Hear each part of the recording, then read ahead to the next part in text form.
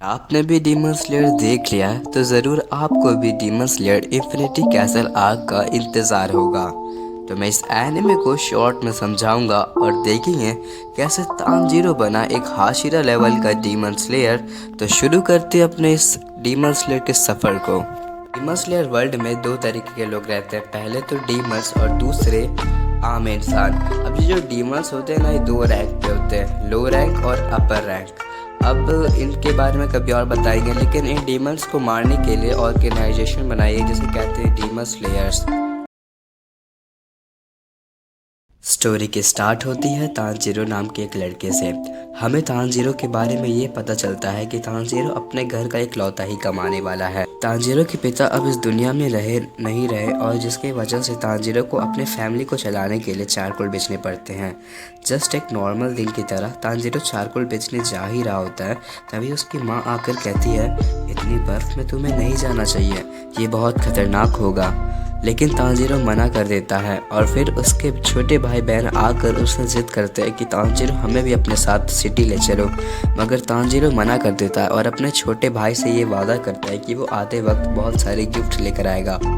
फिर उसकी बहन नेज़ुको को दिखाया जाता है जो कि कहती है कि उसका छोटा भाई रोकोटा अब सो चुका है, अगर ये उठ जाता तो तुम्हें बहुत मिस करता। आजकल ये डैड को भी बहुत ज़्यादा मिस करता है। उसके बाद तानजीरो गाँव की तरफ चल देता है। गांव में पहुंचते पहुंचते वो कहता है कि हमारी ज़िंदगी इतनी भी आसान नहीं है। हर ज़रूरी नहीं कि हर वक्त धूप रहेगी और ज़रूरी नहीं कि हर वक्त बर्फ़ रहेगी। गांव में पहुंचने के बाद एक इंसान आकर उससे पूछता है कि तानजीरो मेरी मदद करो, बताओ क्या इसे मैंने तोड़ा है। तभी तानजीरो सूंघ कर बताता है कि ये किसी बिल्ली का काम लगता है, जिससे हमें ये पता चलता है कि तानजीरो के पास कमाल की सूंघने की पावर है। और फिर एक बूढ़ा इंसान उस सामान उठाने के लिए तानजीरो से मदद मांगता है और वो मदद के लिए मना नहीं कर पाता, जिससे हमें पता चलता है कि तानजीरो एक काइंड और साफ दिल का इंसान है। शाम को घर लौटते समय तानजीरो को एक बूढ़ा इंसान उसे अपने घर में रुकने को कहता है। पहले तो तानजीरो मना कर देता है, लेकिन वो बूढ़ा इंसान कहता है कि जिद मत करो, रात में डीमंस का हमला हो सकता है, और इस बार तानजीरो मना नहीं कर पाता।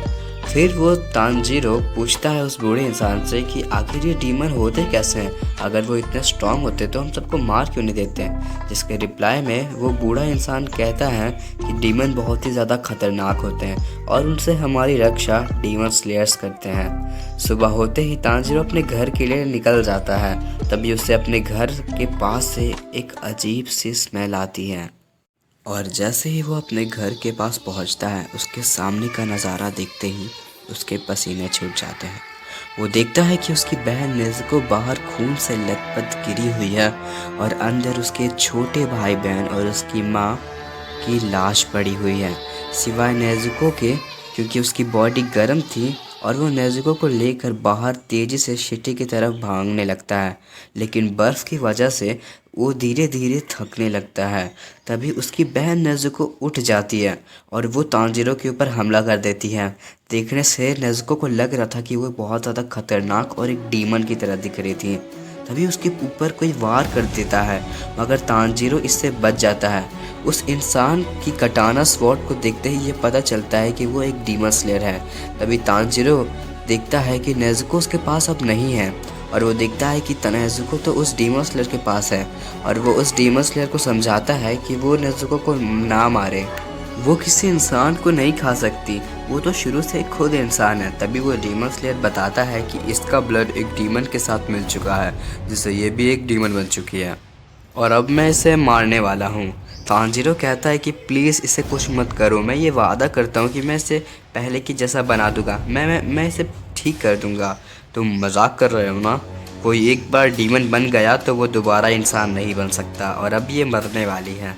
तानजीरो झुक कर जाता है और कहता है कि मैं तुमसे भीख मांगता हूँ, प्लीज़ इसे कुछ मत करो। तभी वो डीमन स्लेयर बहुत गुस्से में कहता है कि भीख में अगर इतनी ताकत होती तो आज कोई मरता नहीं, कमज़ोर लोग हमेशा मारे जाते हैं और ताकतवर लोग हमेशा बचते हैं।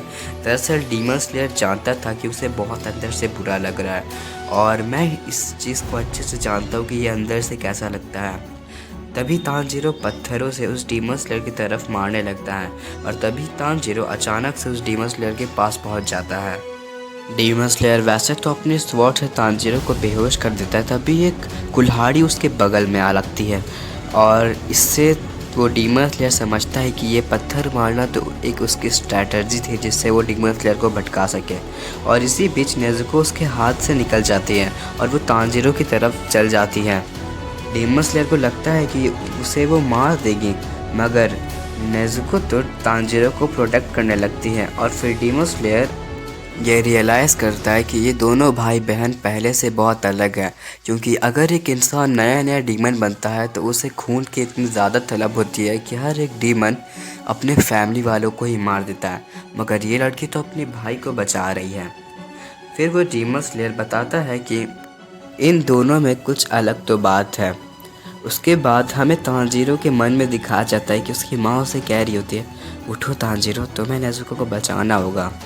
फिर तांजीरो की बेहोशी में आंखें खुलती है, उसके बगल में नेज़ुको होती है।